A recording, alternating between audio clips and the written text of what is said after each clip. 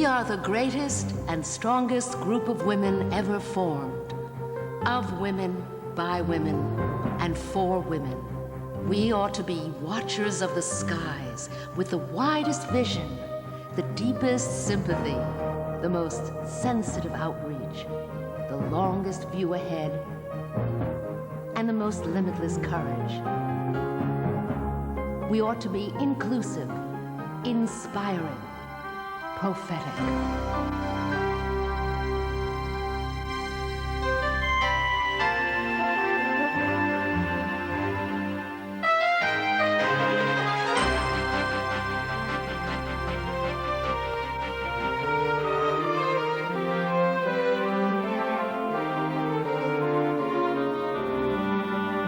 An America in transition, its people profoundly dislocated as the Industrial Revolution comes of age.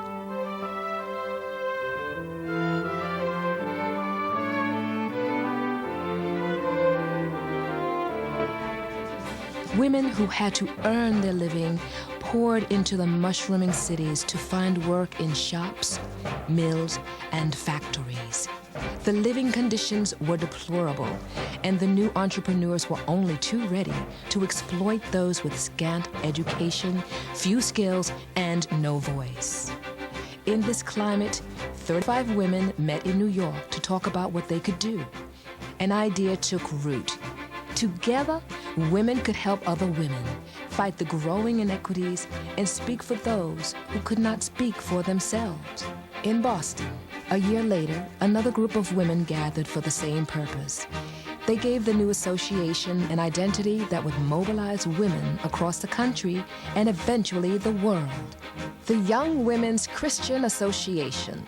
The name and the idea spread rapidly to other large cities and in 1873 to college campuses, where young women found themselves in need of mutual support, safe housing, and the opportunity to share experiences.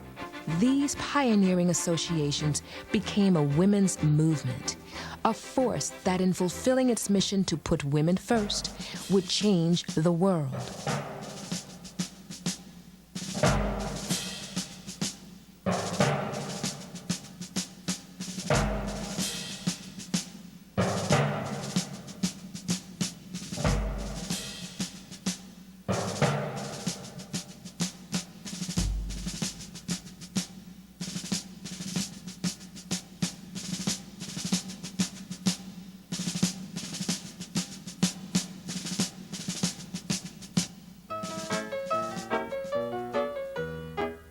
As local YWs flourished across the country, a need for unification became clear.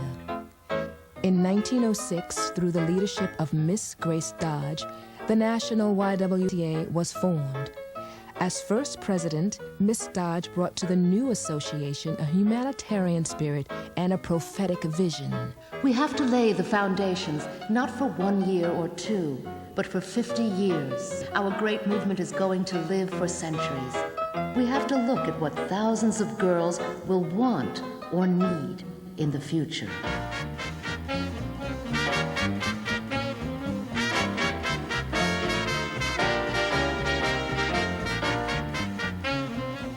Providing working women a safe and affordable place to live was an early priority of the YWCA. In every state, centers were built, often on land donated by women, with construction financed and supervised by women. The new association was anchored by a landmark headquarter building in New York and a conference center in California. With World War I came the need for safe havens for military women, men, and their families. The YW answered this need with its 140 hostess houses. Today, many YW buildings still provide a safe haven for those in need, such as battered women and the homeless.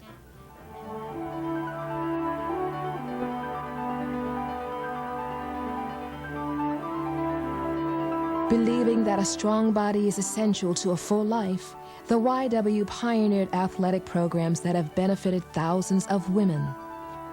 It has also given those without resources the opportunity to develop their talents.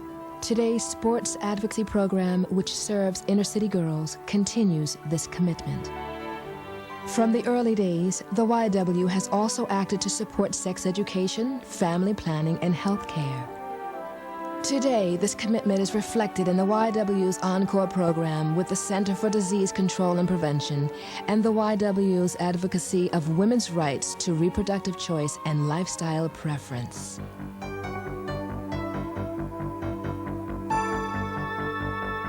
From the YW's earliest days, putting women first has meant creating opportunities to develop skills that would lead to better jobs, dignity, and self-respect. To support the young mothers entering the workforce, the YW pioneered child care programs. Today, YW Child Care serves thousands of families around the country.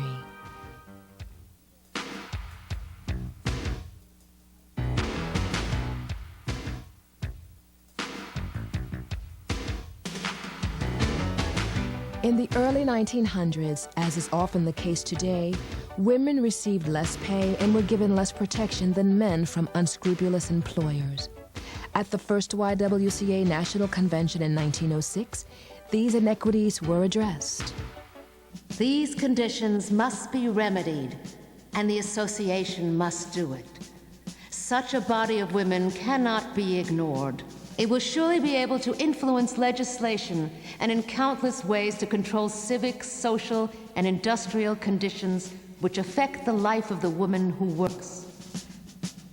In 1911, before women even had the vote, these women in the YWCA held a convention and presumed to say that laws should be passed assuring fair labor standards for everyone, not just for women. They were able to help other people understand the imperative to get into the action, to do something, to take a stand, to go out on the edge of where society was willing to go. Throughout the century, the YW has spoken out on issues important to women, testifying before government officials, enlisting the support of presidents, taking a stand whenever and wherever necessary.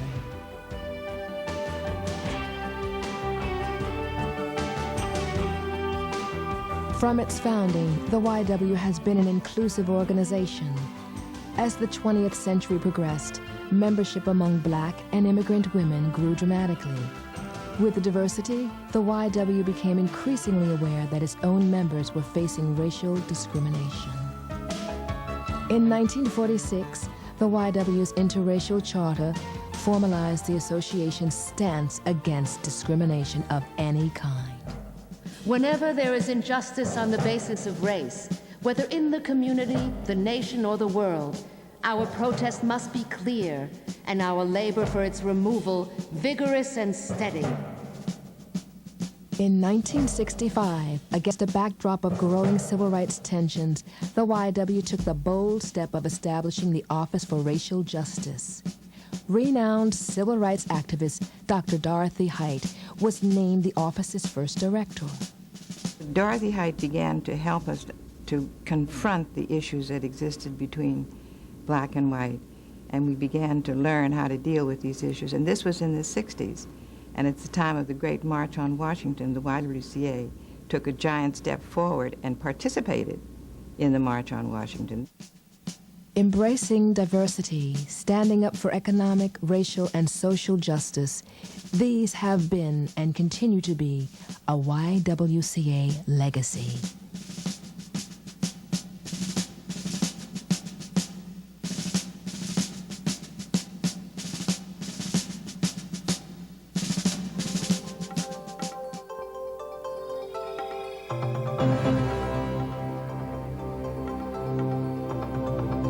YW leaders and volunteers have always been active in helping women around the world establish their own YWs and address the needs unique to their cultures. From this exchange of ideas has grown the realization that in unity, women around the world can gain in strength and power. The work that the YWCA has done all over the world with Palestinian women, with refugee women in the Middle East, has been very important in capturing the needs of women and in being supportive. Today, through the YW's Education for Global Responsibility programs, American women continue to learn from intimate exchanges with women around the world. What I'm most interested in is that they realize they're part of a world community, and the problems and interests and excitements that women have in many other countries are something like ours, but we have so much to contribute to each other.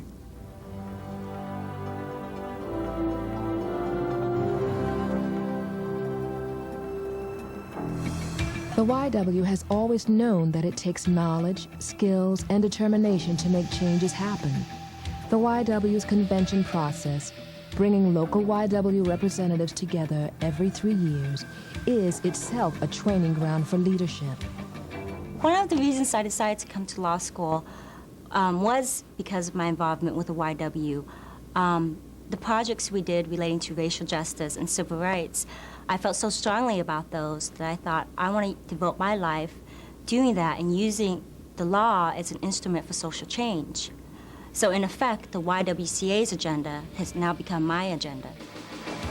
Today, the YW's Institute for Public Leadership plays a key role in expanding the vision and voice of women at all levels of government. Hundreds of women have learned how to effectively campaign for office, manage political campaigns, and become effective issues advocates.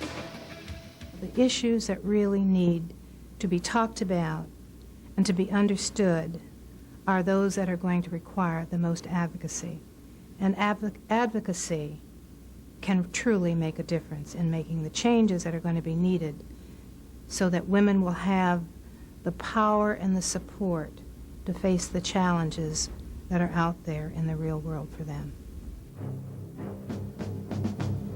For 135 years, the YWCA has been a catalyst for change. For 135 years, women have given strength to the YWCA and drawn strength from it. My own hopes and dreams for the organization to become even stronger and to be a wider network of women working together towards the elimination of racism, towards the elimination of sexism.